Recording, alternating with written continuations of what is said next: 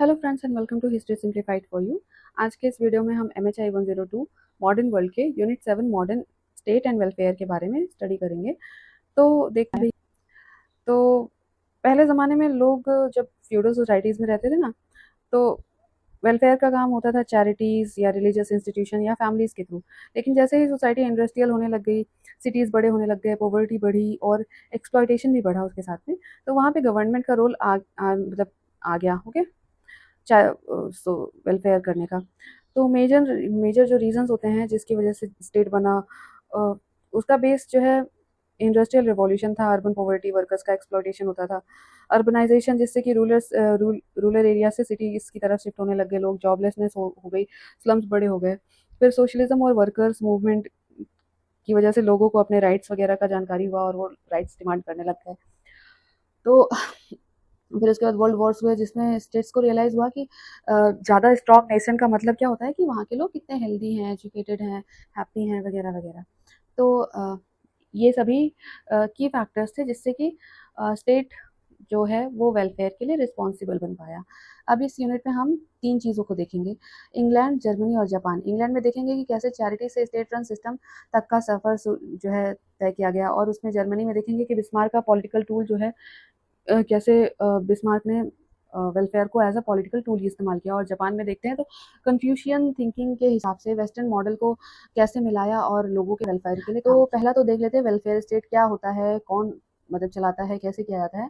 तो डेफिनेशन इसकी सिंपल सी ऐसी है कि वेलफेयर स्टेट एक ऐसा गवर्नमेंट सिस्टम है जो सिटीजन्स के सोशल और इकोनॉमिक वेलबींग का ध्यान रखता है। इसका पर्पज़ क्या होता है कि इनइक्वालिटी को कम करे, सर्विसेज देना, जैसे कि health care, education, pension, unemployment support, social security. Okay, ये सभी चीज़ें। अब इसमें ट्रांजिशन कैसे हुआ? तो पहले वेलफेयर का मतलब होता था कि मॉरल हेल्प या चैरिटी के तौर पे थोड़ा बहुत कुछ दे दिया तो दे दिया। अब वेलफेयर का मतलब हो गया कि लीगल राइट हो गया वेलफेयर भाई लोगों का। स्टेट फंडेड वेलफेयर, जिसमें लोगों के टैक्स खर्चा किए जा रहे हैं लोगों के वेलफेयर के लिए। तो ये डिबेट भी है आगे चल के वेलफेयर पे। तो सपोर्टर्स ऐसा कहते हैं कि वेलफेयर की वजह से जस्टिस और स्टेबिलिटी इंश्योर की जा सकती है सोसाइटी के अंदर। इससे क्या है कि वर्कफोर्स जो है इकोनॉमी की, उसको हेल्दी रखा जा सकता है और हैप्पी रखा जा सकता है, जिससे कि इकोनॉमी भी बेटर होगी इस सोसाइटी या देश की। ओके, और इन्होंने ऐसा कहा कि इकोनॉमिक क्राइसिस के टाइम पे जो स्टेट रन वेलफेयर है वो बहुत हेल्प करता है लोगों के सर्वाइवल के लिए भी। अब वेलफेयर के क्रिटिक्स का क्या कहना है कि लोग डिपेंडेंट हो जाते हैं, काम करने का मोटिवेशन कम हो जाता है। फिर उसके बाद इनका ये भी कहना है कि जो टैक्स पेइंग सोसाइटी का जो हिस्सा टैक्स पे करता है उसके ऊपर बर्डन बढ़ जाता है। फिर उसके बाद वो बोलते हैं कि ब्यूरोक्रेसी भी इनफिशिएंट हो जाती है और करप्शन बढ़ जाते हैं वगैरह वगैरह। अब इसमें दो तरह के मॉडल हैं वेलफेयर के। वेस्टर्न मॉडल जो यूरोपियन है वो फुल स्टेट इन्वॉल्वमेंट के ऊपर बेस्ड है, और एशियन मॉडल जो कि जापान और चाइना में है, यहाँ पे फैमिली रिस्पॉन्सिबिलिटी फर्स्ट आती है और स्टेट का रोल जो है वो थोड़ा कम है। अब देख लेते हैं इंग्लैंड का केस। तो पहले तो वहाँ पे चैरिटी हो रही थी, फिर वेलफेयर स्टेट में ट्रांजिशन कैसे किया। तो जो अर्ली पुअर लॉज वगैरह वहाँ पे इंट्रोड्यूस हुए थे, तो उसके बाद जो है वहाँ पे वेलफेयर स्टेट का आगमन होता है धीरे धीरे। तो पहला स्टेज देख लेते हैं 1597 से 1601। यहाँ पे क्या हुआ कि लोकल जो है अ, अमीर लोग, वो लोकल जो गवर्नमेंट यूनिट होती थी, वो अपने मॉरली कंपेल होते थे और पुअर की हेल्प कर देते थे थोड़ा बहुत जो है चैरिटी के थ्रू, या पुअर रेट को जो है कम टैक्स लेते थे वगैरह वगैरह। ओल्ड या सिक लोगों को जो है या विडोज को ये मदद प्रोवाइड करते थे। और अनडिजर्विंग पुअर, यानी कि जो हेल्दी हैं लेकिन अनएम्प्लॉयड बैठे हुए हैं, उनको कोई हेल्प नहीं देते थे। फिर उसके बाद 1834 में जो है पुअर लॉ में अमेंडमेंट किया गया। इसमें जो है हेल्प से फोकस हटा करके डिपेंडेंसी को डिस्करेज करने पे फोकस किया गया। इनका मतलब ऐसा था कि वर्क हाउसेस बन गए, मतलब वर्क हाउसेस बना दिए जाने चाहिए जहाँ पे वर्किंग कंडीशंस ठीक हो और लोगों को काम करने का मौका मिले, ताकि वो स्टेट के हैंडआउट्स पे कम डिपेंड करें। ओके, तो फिर उसके बाद थर्ड स्टेज आता है लेट 19th और अर्ली 20th सेंचुरी में, जहाँ पे सेंचुरी रिफॉर्म्स होते हैं वेलफेयर के लिए। वेलफेयर स्टेट की जो है और पहला मजबूत कदम। तो यहाँ पे एजुकेशन एक्ट को लाया गया 1870 में, जहाँ पे प्राइमरी एजुकेशन को फ्री कर दिया गया। इसके अलावा फैक्ट्री एक्ट लाया गया लेट 19th सेंचुरी में, जहाँ पे चाइल्ड लेबर को कंट्रोल किया गया और वर्किंग आवर्स जो है डिफाइन किए गए लोगों के लिए कि इससे इससे इतने जो है वर्किंग आवर्स लीगल हैं और इससे ज़्यादा काम नहीं कराया जा सकता।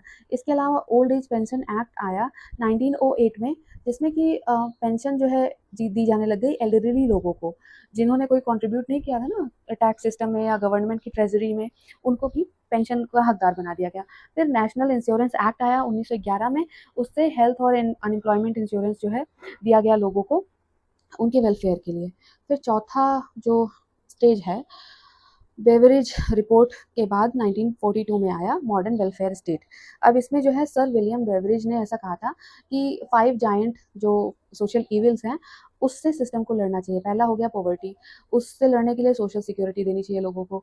दूसरा इविल हो गया कि डिजीज़, जिसके लिए एनएचएस की स्थापना की जानी चाहिए, नेशनल हेल्थ सर्विस की। और इग्नोरेंस जो है तीसरा इविल हो गया, उसके लिए एजुकेशनल रिफॉर्म्स होने चाहिए ताकि पब्लिक बेटर एजुकेटेड हो। चौथा इविल स्क्वेलर, यानी कि होमलेसनेस की प्रॉब्लम, उसको दूर करने के लिए पब्लिक हाउसिंग प्रोग्राम्स होने चाहिए। और पांचवा जो है ईविल था आइडलनेस या लेजीनेस या अनएम्प्लॉयमेंट, उसके लिए इकोनॉमिक प्लानिंग होनी चाहिए और जॉब क्रिएशन होना चाहिए। और ये सभी जो रिफॉर्म्स उन्होंने प्रपोज किए थे 1942 में, उनको फाइनली जो है वर्ल्ड वॉर सेकेंड के एंड के बाद जो है अप्लाई किया गया। 1946 में NHS national health service establish हो गई। 1948 में यूनिवर्सल सोशल सिक्योरिटी सिस्टम को इंट्रोड्यूस किया और इससे क्या हुआ कि इंग्लैंड एक मॉडर्न वेलफेयर स्टेट बन गया। फिफ्थ स्टेज में हम देखते हैं तो वहाँ पे एनएचएस है, पेंशन है, एजुकेशन है, सेकेंडरी स्कूल तक एजुकेशन फ्री है।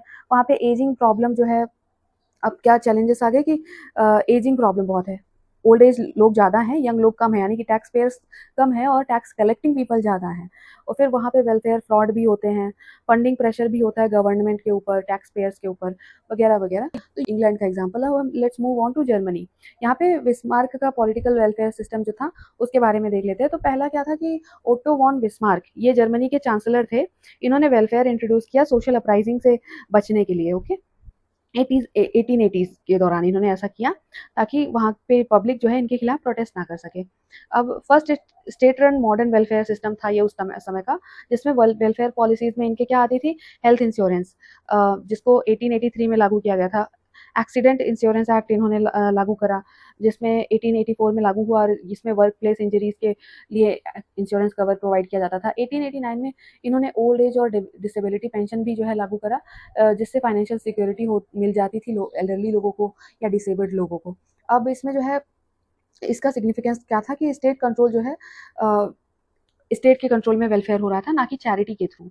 और यूरोप के मॉडर्न मॉडल्स का जो है ये फाउंडेशन बन गया और इसने एक अच्छा एग्जांपल सेट किया कि स्टेट पब्लिक वेलफेयर के लिए किस तरह से काम करके लोगों की लाइफ को पॉजिटिव वे में इन्वेस्ट कर सकते। ओके, तो अभी देख लेते हैं वेमर रिपब्लिक के टाइम पे 1919 से 1933 में क्या हुआ कि इंश्योरेंस 1927 में अनएम्प्लॉयमेंट इंश्योरेंस को इंट्रोड्यूस किया गया। उसके अलावा हाउसिंग, हेल्थ केयर और एजुकेशन वगैरह पे भी लिए भी जर्मन स्टेट ने काम किया। उसके बाद 1933 टू 45 यानी कि नाजी जर्मनी के टाइम पे वेलफेयर सिर्फ आर्यंस के लिए लागू किया गया। जो प्योर आर्यन मानते थे जिसको नाजी लोग, उसको सिर्फ वेलफेयर का हकदार माना गया और बाकी किसी भी कम्युनिटी से बिलोंग करने वाले लोगों को नहीं। मैटरनिटी बेनिफिट जो है इंक्रीज हो गई आर्यंस के लिए ताकि वो जो है बर्थ रेट को प्रमोट कर सके। उसके अलावा इन्होंने वेलफेयर को as a control tool use किया, not as a tool for justice. Okay, अब वर्ल्ड वॉर के बाद क्या हुआ कि वेस्ट जर्मनी और ईस्ट जर्मनी दो अलग अलग टुकड़ों में टूट गया। वेस्ट जर्मनी को वेस्टर्न विंग कंट्रोल कर रही थी और ईस्ट जर्मनी को यूएसएसआर। तो जो वेस्ट जर्मनी थी उसमें बिस्मार्कियन मॉडल को जो है कंटिन्यू किया गया, यूनिवर्सल हेल्थ केयर वगैरह जो है ये सभी चलती रहती थी। स्टेट कंट्रोल इकोनॉमी थी क्योंकि ईस्ट जर्मनी के अंदर वहाँ पे स्टेट फंडेड वेलफेयर था और पुअर क्वालिटी से सब मैनेज किया जाता था, यानी कि जॉब्स नहीं थे, हाउसिंग नहीं थी, हेल्थ केयर नहीं थी और सभी कुछ मिसमैनेज था, लेकिन सभी कुछ यूएसएसआर के अंडर था तो वेल कंट्रोल्ड था और बाहर इंफॉर्मेशन नहीं जा सकती थी। ओके, तो फिफ्थ स्टेज में देखते हैं कि मॉडर्न जर्मन वेलफेयर स्टेट। इसमें जब जर्मनी यूनिफाई हो गया अगेन तो वहाँ पे यूनिवर्सल हेल्थ केयर हो गए, फिर पेरेंटल लीव मिलने लग गई, अप टू 14 मंथ्स मिलती है वहाँ पे पेरेंटल लीव। ओके, इतना अच्छा है वहाँ पे अब। उसके अलावा डिसेबिलिटी इंश्योरेंस हो मिलता है लोगों को, अनएम्प्लॉयमेंट इंश्योरेंस भी मिलता है, या अनएम्प्लॉयड लोगों को जो है जॉब अपॉर्चुनिटीज़ प्रोवाइड की जाती हैं, सोशल एड्स प्रोवाइड किए जाते हैं ताकि जो है वो एम्प्लॉयमेंट ढूंढ सके या फिर वो भुखमरी का शिकार ना बन जाए जब तक उनके पास कमाने का कोई जरिया नहीं है। अब इसमें क्या है कि यहाँ भी एजिंग प्रॉब्लम आ गई। क्या टैक्स पेयर्स जो यंग पीपल है वो कम है और वेलफेयर कलेक्टर्स ज़्यादा हैं। और रिफ्यूजी क्राइसिस भी बहुत ज़्यादा है जर्मनी के अंदर, क्योंकि they have some kind of policy कि वहाँ पे वो लोग रिफ्यूजीज को मना नहीं करते अंदर आने से। तो they have got so many people from outside, वो भी वेलफेयर का फ़ायदा उठाते हैं और वेलफेयर पे जी रहे हैं। तो that costs the state so much money and. तो अब जापान के वेलफेयर सिस्टम के बारे में देख लेते हैं। तो वहाँ पे पहले तो क्या था कि प्री 19th सेंचुरी में कन्फ्यूशियन एथिक्स पे बिलीव करते थे, वहाँ पे सेल्फ हेल्प पे ज़्यादा फोकस किया जाता था। यहाँ बुद्धिस्ट टेम्पल्स, फ्यूडल लॉर्ड्स वगैरह ये थोड़ा बहुत जो है हेल्प प्रोवाइड कर देते थे पुअर, डिसेबल्ड या एल्डरली पीपल को। अदरवाइज वहाँ पे स्टेट द्वारा दिए गए हैंड आउट या हेल्प को जो है मना किया जाता था कि ऐसा करेंगे तो लोग लेजी बन जाएंगे। तो अर्ली स्टेज में क्या हुआ कि बिल्कुल प्रिमिटिव सेल्फ वेलफेयर टाइप का सिस्टम था। फिर उसके बाद नीनो मिया संतुको ने जो है सेल्फ हेल्प मॉडल इंट्रोड्यूस किया और उन्होंने हार्ड वर्क और म्यूचुअल एड या म्यूचुअल हेल्प को जो है ज़्यादा प्रमोट करने की कोशिश की। उसके बाद थर्ड स्टेज में मेजर रिफॉर्मेशन होते हैं 1868 टू 1912। मेजर रिफॉर्म्स के बारे में मैंने एक बार किसी वीडियो में पहले भी बात की थी। तो इस रिफॉर्म के द्वारा गवर्नमेंट ने इकोनॉमिक ग्रोथ को जो है ज़्यादा पुश किया कि इकोनॉमिक ग्रोथ होगी तो लोगों का वेलफेयर इतना करने की ज़रूरत नहीं पड़ेगी, people will be able to help themselves.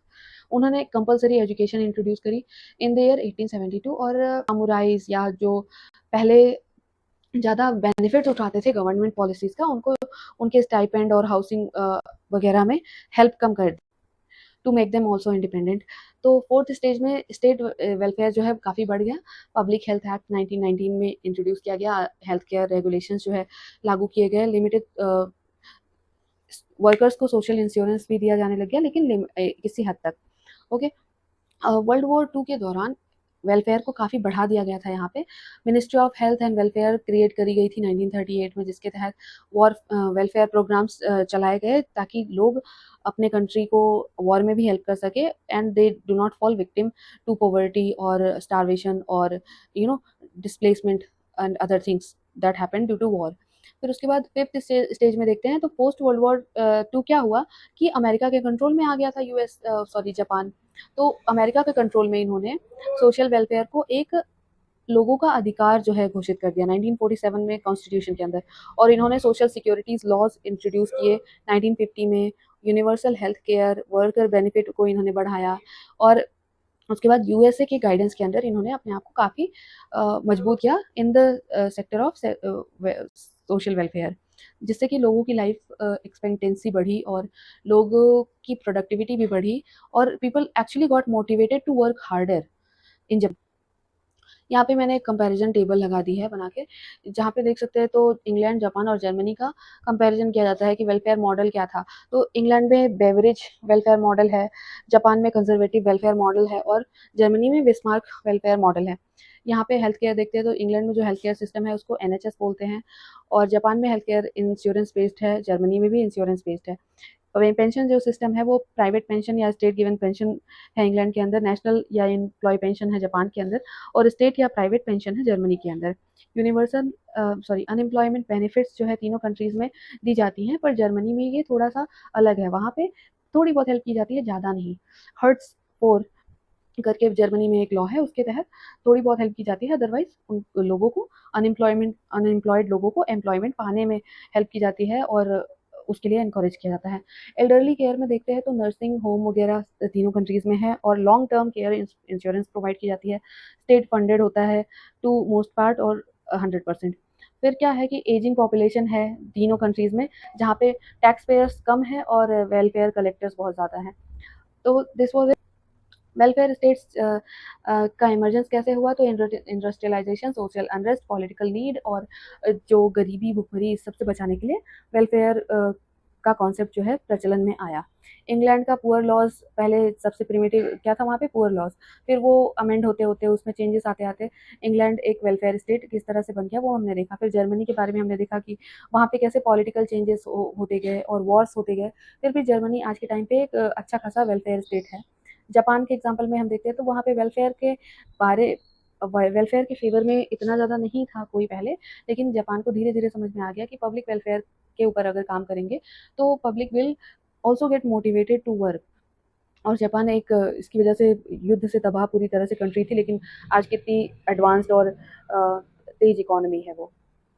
तो वेलफेयर एक डिबेटेड टॉपिक है, कुछ लोग उसके अगेंस्ट भी बोलते हैं, कुछ लोग उसके फेवर में भी बोलते हैं, लेकिन ऐसा है कि वेलफेयर सोशल जस्टिस और इकोनॉमिक सस्टेनेबिलिटी को इंश्योर करने का एक बढ़िया तरीका है, इसके खिलाफ कोई आर्ग्यू नहीं कर सकता है। तो this was it in the video, I hope you like this, और आपको समझ में आ गया होगा कि स्टेट और वेलफेयर का क्या कॉन्सेप्ट है in three parts of the world. तो इसका अगर एग्जाम में कुछ भी पूछा जाता है तो आप बना करके आंसर लिख सकते हैं, क्योंकि आपने बेसिक कॉन्सेप्ट को समझ लिया है। Please like this video, subscribe to the channel. अगर आप वीडियो देख करके बिना सब्सक्राइब किए चले जा रहे हैं तो प्लीज़ सब्सक्राइब इट, और शेयर कर दो अपने फ्रेंड्स में, ताकि वो भी ये वीडियोस देख करके थोड़े इंसाइट्स पा सकें इन इग्नू में हिस्ट्री, और उनको भी हेल्प मिले और मेरी भी थोड़ी रीच बढ़ जाए। Thank you for watching. I want your support guys, okay? Thank you.